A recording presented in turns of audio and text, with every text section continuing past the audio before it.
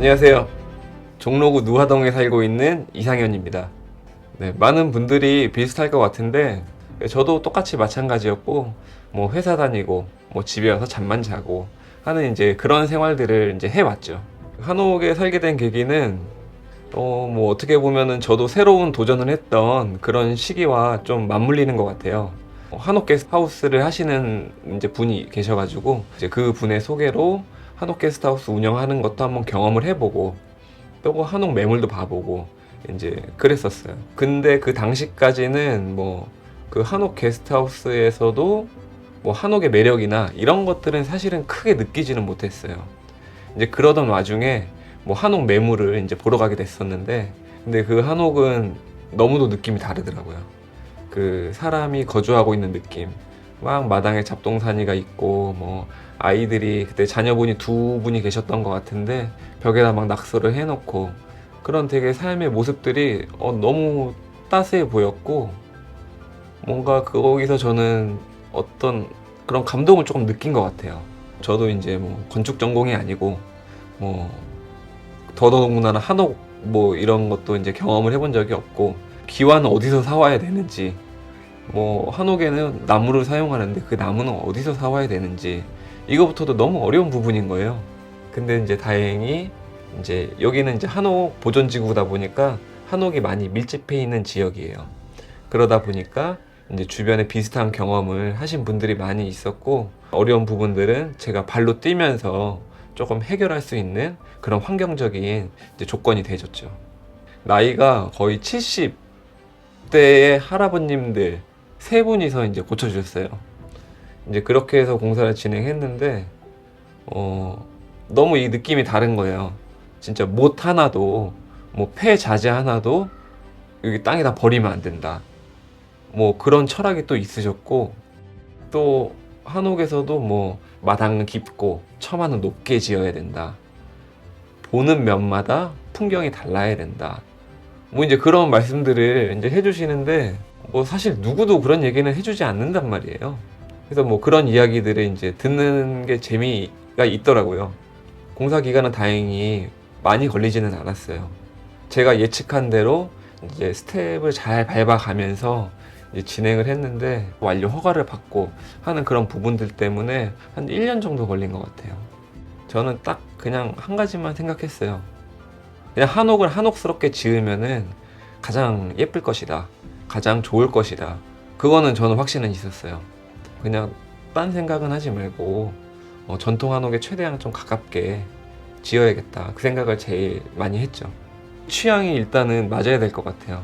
바깥에 바람 쐬는 것도 좋아하고 뭐 이런 나무 자재를 만진다든지 뭐 조경을 좀 꾸민다든지 식물을 좋아하고 뭐 이런 취향이면은 너무나 잘 맞을 거고, 그리고 뭐 비용이 어떻게 보면 더 많이 들 수도 있어요. 여기는 시스템이 정해져 있지 않고 집주인이 그런 것들을 다 이제 케어를 해야 되기 때문에 뭐 그것도 취향에 가까운 얘기일 수도 있겠죠.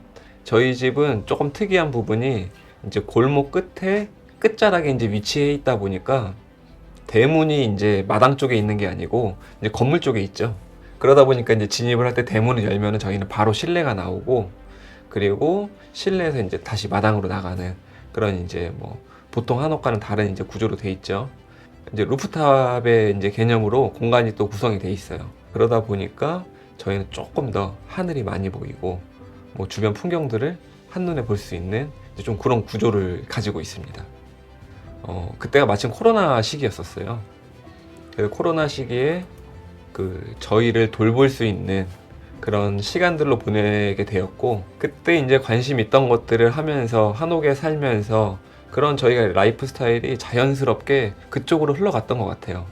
그냥 한옥에서 할 수 있는 라이프 스타일이라고 저는 생각은 하는데, 차도 이제 마시고 식물도 많이 키우고, 근데 뭐 이런 것들이 뭐 지금 와서 보면은 명상이라고 저희가 이제 말하는 것들과 닮아 있는 부분들이 되게 많이 있어요.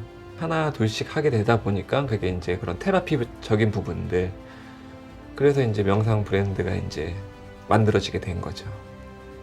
제가 지금 살고 있는 이 집도 완전히 전통 방식은 저는 아니라고 알고 있거든요. 디귿자로 이제 함축된 되게 좀 현대적인 방법이죠. 그래도 뭐 제가 생각하는 뭐 한옥이라고 하면은 그래도 이런 전통적인 구조들, 뭐 공법들 이런 것들을 좀 지킨 것들이라고 생각을 하는데 작은 부분일 수도 있어요. 하지만 저는 국내에서 자생하는 나무를 이제 사용을 하고 싶었고, 기와 같은 경우에도 이제 전에 그대로 썼던 기와를 좀 살려가지고 시공을 했어요. 방수라든지 누수라든지 뭐 이런 것에 영향이 있는 건 이제 암기와가 그런 거에 영향을 받기 때문에 이제 암기와는 새 자재로 이제 이용을 했고, 창살을 다르게 한 이유는 이제 아무래도 공간의 용도가 다르겠죠. 서재처럼 제 컴퓨터 작업이나 이런 거를 하는 공간에는 이제 완자쌀을 이용을 했고, 주방과 이제 거실 이쪽에는 조금 더 밖에서 안에가 조금 더 시원하게 조금 보일 수 있도록 이제 아자쌀이라는 창살을 썼는데, 이제 침실에는 이제 조선쌀과 그 밑에 머름대 그리고 툇마루를 이제 구성을 해서 그래도 집 이제 주인이 거주를 하는 그런 좀 공간의 무게감이나 이런 것들을 조금 더 이제 표현하려고 했습니다. 아직 저도 전문가는 아닌 것 같아요. 그래서 뭐 말씀드리기 조심스러운 부분들이 있는데 아무래도 관심이 중요하겠죠. 이제 관심이 중요한 것은 이제 왜라는 부분에 대해서 우리가 조금 더 생각해 볼 필요는 있을 것 같아요. 그 시대에는 왜 이런 걸 했지? 이제 과거에는 왜 이런 무늬와 이런 것들 분명히 이유가 있을 거란 말이죠. 근데 저는 이제 한옥에 살게 되면서 아, 이게 이래서 이렇게 만들어졌구나 하는 부분들을 좀 많이 느끼는 것 같아요. 한옥은 원래 이제 뭐 일반 구조물 같이 콘크리트 바닥이 아니잖아요. 그래서 바닥에 이제 무게 중심이 있지 않고 기와에 무게 중심이 있어서 그게 이제 무겁게 눌러주고 있는데, 그 왜 그렇게 했을까? 저는 너무 궁금하더라고요. 왜냐면 위에다가 진흙을 올리고 마사토를 올리고 막 기와를 올리고 하는데 그 무게가 그냥 뭐 수톤이 되는 거예요. 그래서 왜 이렇게 지붕을 무겁게 할까 했더니 이런 자연재해나 이런 것들이 있을 때 훨씬 더 유연하게 반응할 수 있다 그래요.